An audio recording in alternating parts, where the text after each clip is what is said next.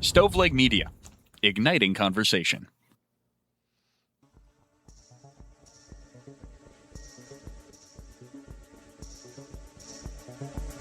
Welcome to True Crime to Go. What can I get for you?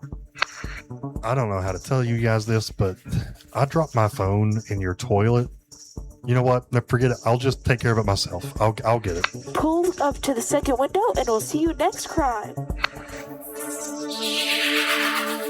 Welcome to True Crime to Go. I am John, here with Jamie. How you doing, man? I was a lot better before you mentioned a toilet.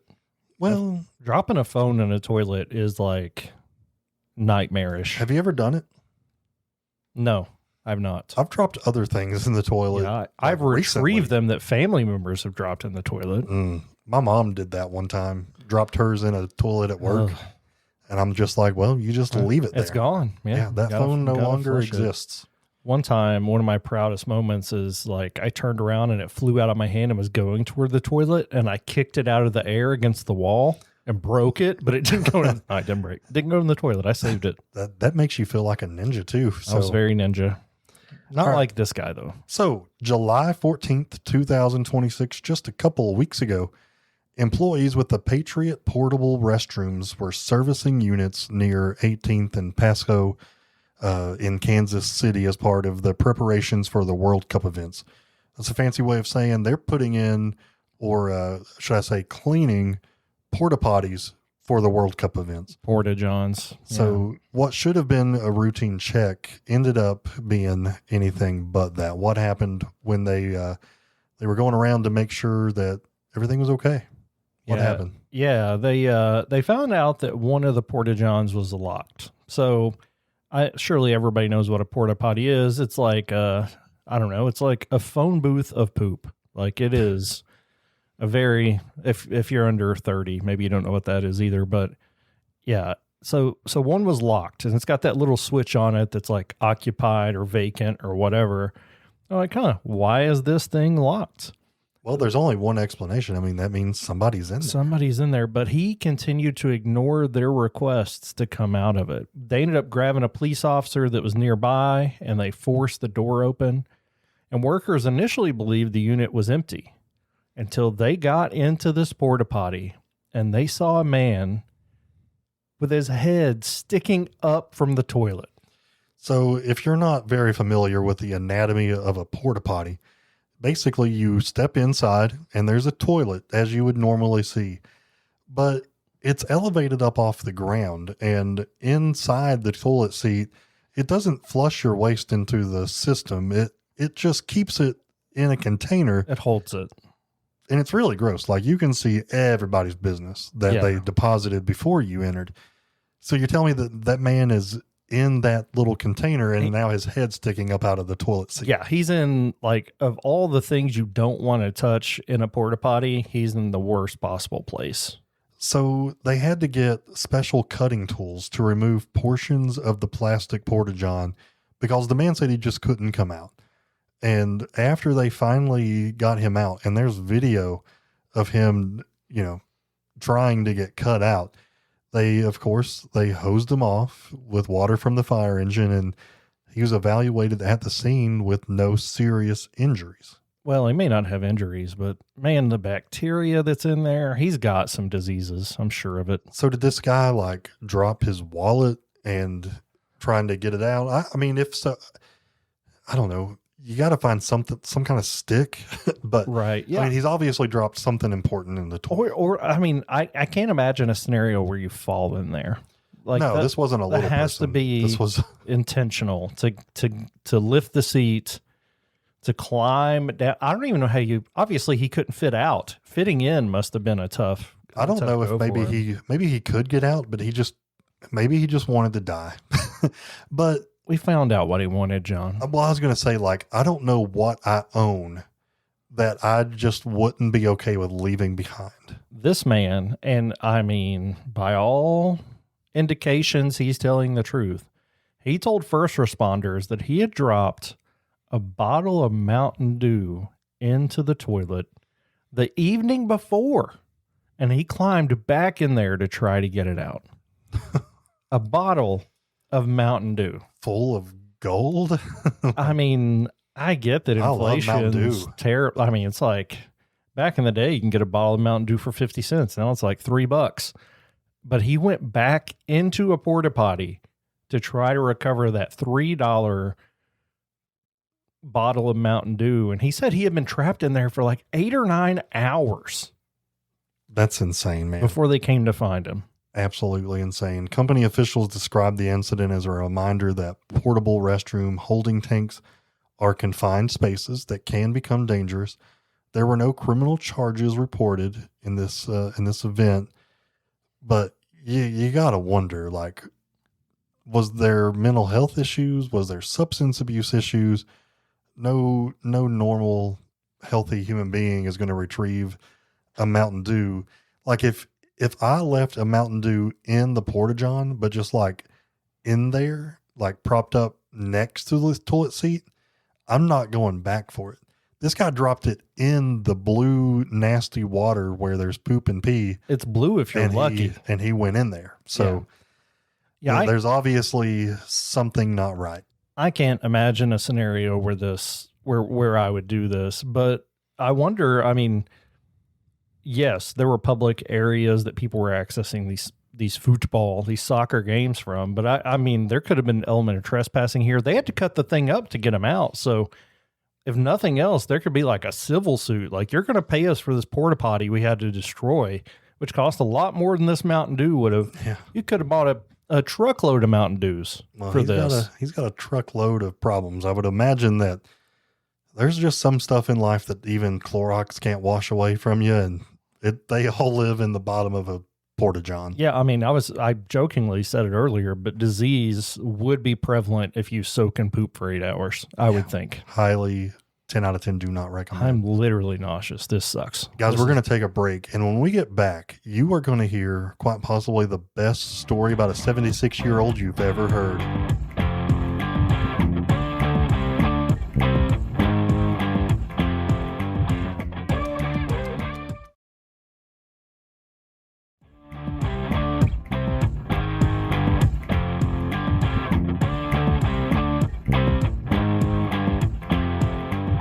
Jamie, a story this good can only come from one state. Do you have any guesses? I mean, it has to be Florida, right? Like, this is going to Florida. Classic Florida. We're going to be talking about 76-year-old Nancy Stritto. Nancy Dello Stritto. So she's from Pompano Beach, Florida. You wrote this. Did you read it? I mean, Do you prepare? Yeah. Pompano Beach, Florida. Pompano. I don't think it's Florida. It's not Sicily, all right? Pompano. Nancy Stritto in Pompano Beach. And this, again, was from earlier this month. I think we saw this story independently.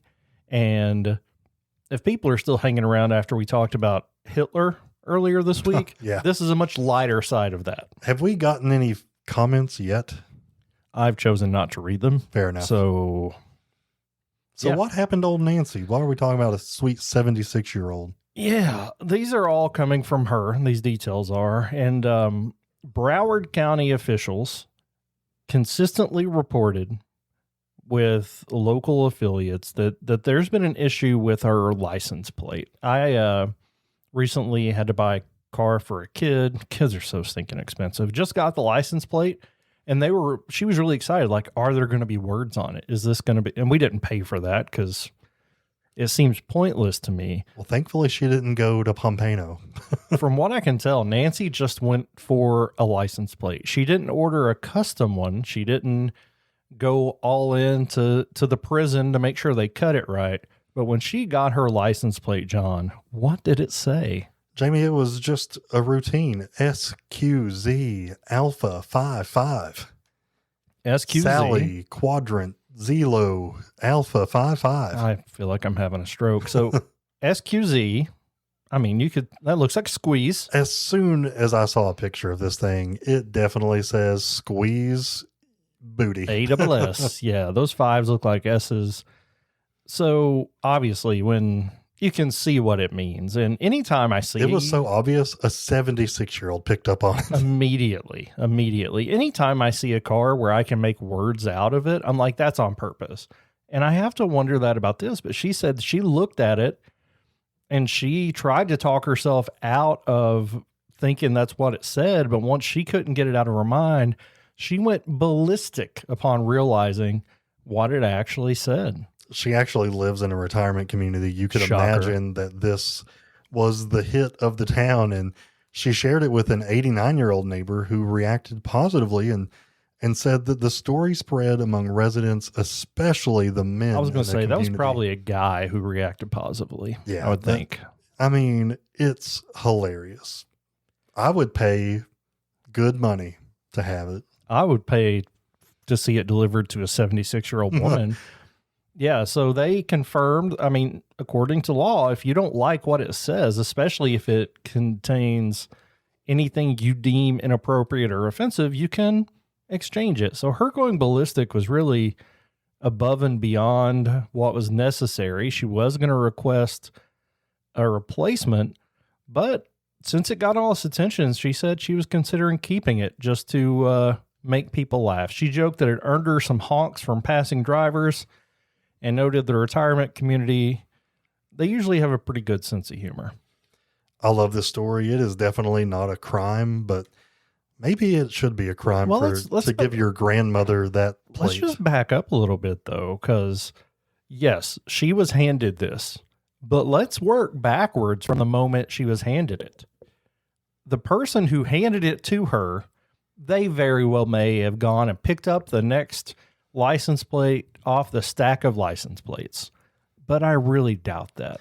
What if her granddaughter is good friends with someone who works at the DMV, and they worked together to say, hey, my memaw is going to be coming in for a new plate soon. If you could go ahead and just make sure you give her something amazing, that would be great. Something naughty. And yeah, so you need some quality assurance down at the DMV, which I guess Florida, they got enough going on. They don't have money to hire somebody just to check the license plates. Let's go even further back. I have the idea in my head that all license plates are made in prisons. I get that from movies. I think that's just folklore at this time. I don't think they're actually doing anything productive in jails. Where anymore. are we making them at?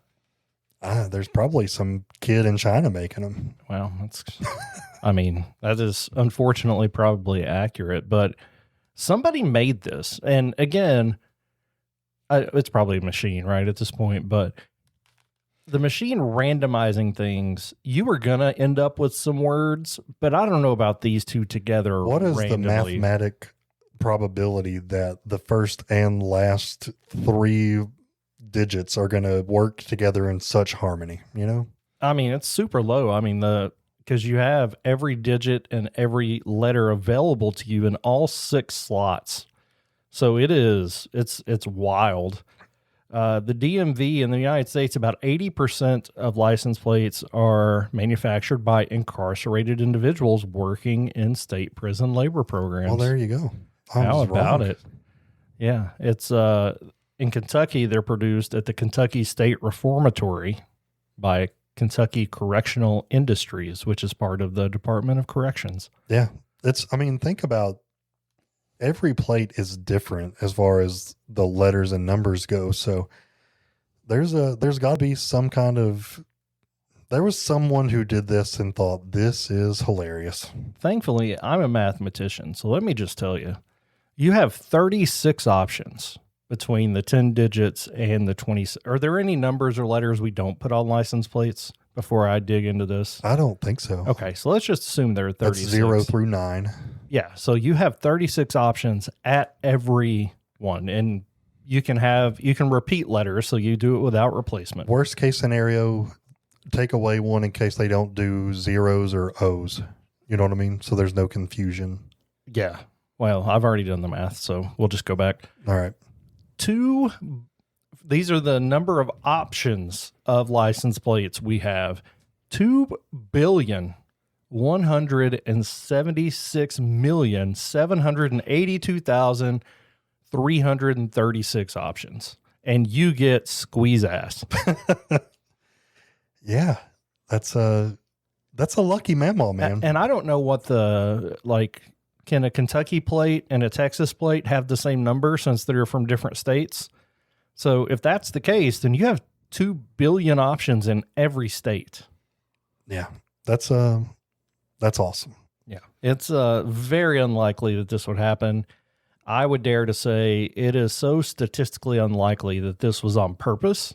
And I really want to know. I don't know that we will know. I really want to know, moving backwards. I want them to track back who okayed this in the prison or wherever it was made, who okayed this at the DMV. Yep. John, for tax invasion, owes Mamaw some apologies. He does, and all of us. And I mean, maybe that is a crime. Maybe he could, if a prisoner's working on this, and I hope it's not a crime. Maybe a reprimand, or you get fired from that, and you have to start digging ditches or something. You know?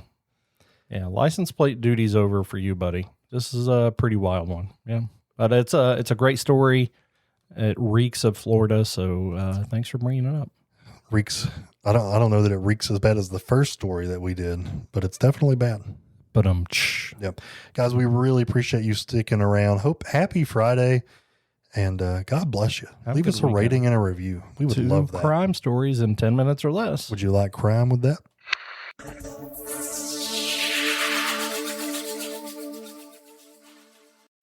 You've listened to True Crimecast, distributed by Stoveleg Media.